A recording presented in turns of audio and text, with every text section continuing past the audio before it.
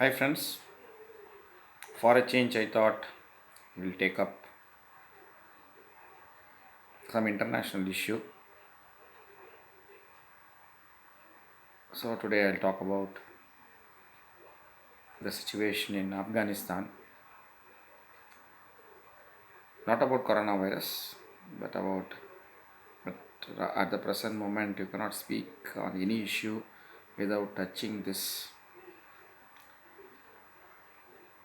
Of course, a week or so back there was a deadly attack carried out by ISIS in a Gurudwara in Kabul, killing around 25 people. Very dastardly attack. Though in the beginning of 1980s, there were close to 40,000 Sikhs in Afghanistan, including around 20,000 in Kabul itself. Once after the fall of the Soviet-backed communist regime, Najibullah, in the late 1980s, and later in the 90s, the civil war, most of the Sikhs have migrated to India, mostly, few to other parts of the world like Canada, UK.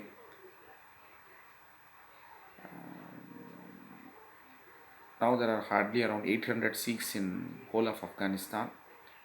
Most of them live in Kabul. Very few in other cities like Herat, and very few in Kandahar. Very few families. Taliban discriminated against some minorities. It was not safe for most of the Sikhs to live there, so that's the reason they migrated. But they were maintaining the Gurudwara in Kabul. As we have seen, Sikhs were normally the first people to help others in times of any emergency. Even during the coronavirus outbreak in India, they are helping. Even during last month, the Delhi riots, they opened their Gurudwaras to all the affected people, provided them free shelter and food. Even now, during the coronavirus, also, they are helping people. It's quite unfortunate such a peaceful community has been targeted by extremists. Extremists are present in all religions. They have their own agenda, vested interests.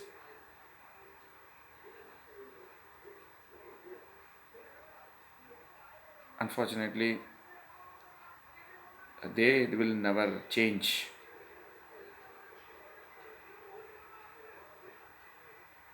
The disdain for people following other religions characterizes them, and by reacting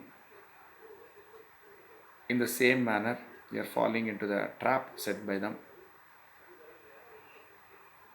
We have to, like we are trying to isolate the suspected COVID-19 cases. We have to isolate them, screen them, isolate them, so that they don't wreak havoc in the society. That's a message what you have to learn from this COVID-19 outbreak.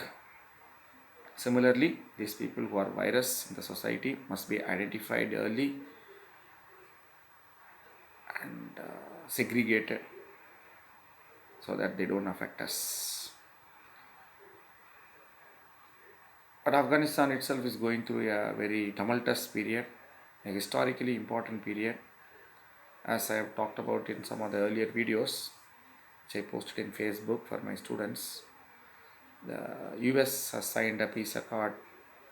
As per that, most of the US troops will be leaving, all the US troops.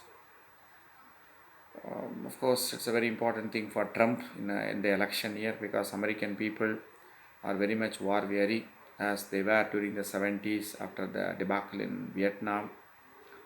So he wants to take all the soldiers, American soldiers, back and claim it as a success. But the whole peace process itself has come under a lot of risk now. One risk, of course, the spreading coronavirus. Afghanistan at present has around only 200 cases, But that is because, like India, they also hardly test, much less than even India. And more than 1 lakh Afghan people have come back from Iran in the last 1 month.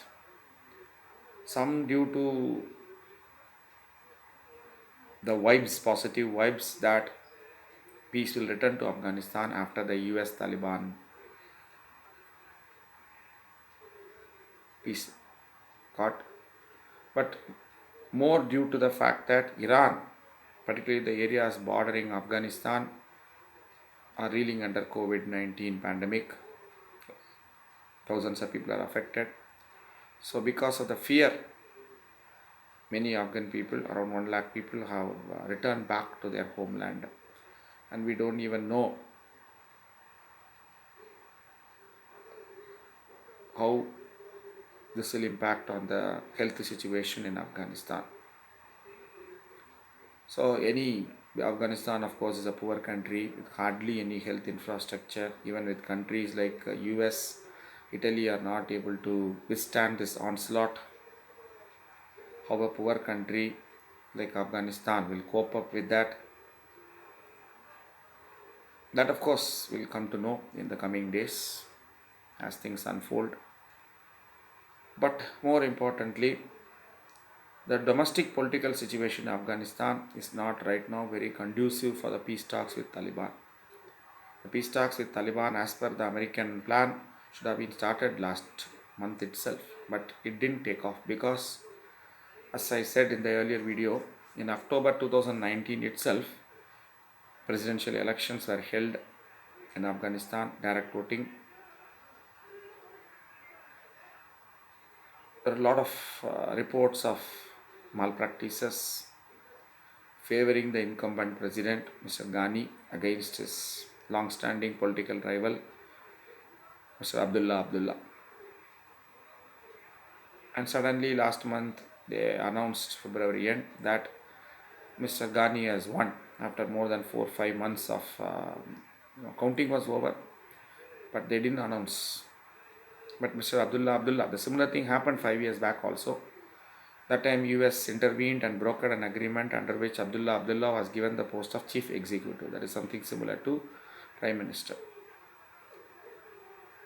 This time he has refused to accept such a post. And last month, on the same day, on one side Mr. Ghani, on one part of Kabul, and on the same day, same time, Mr. Abdullah, both were taken oath, both have taken oath as the new president of Afghanistan. So there are two presidents as of now. And US sent its Secretary of State, Mr. Pompeo, visited Afghanistan on March 23rd. He tried to broker peace, but it was not possible. Both sides are not budging an inch. So frustrated, he went back. The very next day, US announced that till they said we are cancelling $1 billion aid, American aid to Afghanistan this year, and a similar amount for next year. So it is seen as a kind of pressurizing tactics, blackmailing tactics by US. Unless and until you guys, both of you, strike an agreement and come together, we won't give you any more aid.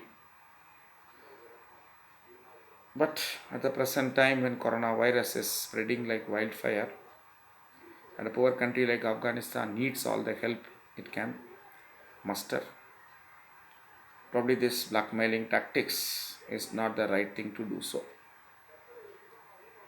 And Taliban is stepping up its attack on Afghan security forces.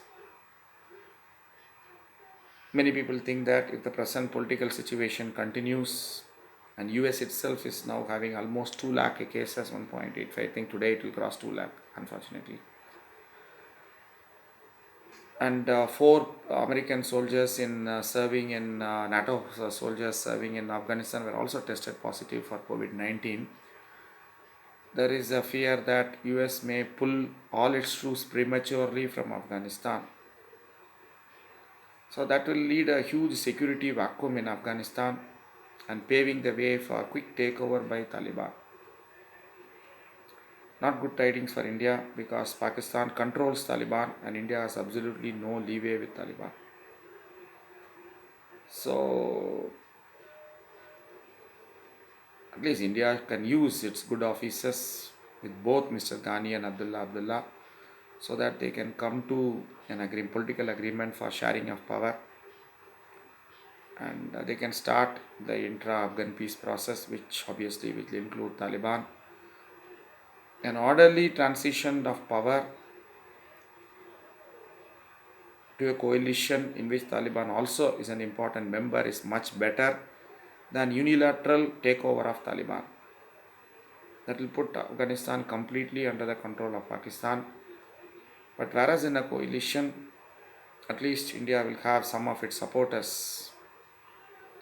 So it is the dire need of the situation that India not only helps Afghanistan in its fight against COVID-19, but also help them to come to a political arrangement between the democratic forces so they can present a united face in any future talk with Taliban. I don't know whether the Indian policymakers who are right now focused on containing this COVID-19 epidemic in India, we are already fighting an uphill battle. I have spoken about that in many videos. Whether they have any time to think about the unfolding situation in our neighborhood, which would have dire security considerations for India, not only immediately but in the medium term future for this decade or more. Because when Taliban came to power in Afghanistan in 1990, for the whole decade till Americans ousted them, it was a big security headache for India. So understanding the magnitude of this problem, I think the Mandarins in North Bloc should put their collective effort in and utilize our good officers in Kabul to both Mr. Ghani and Abdullah.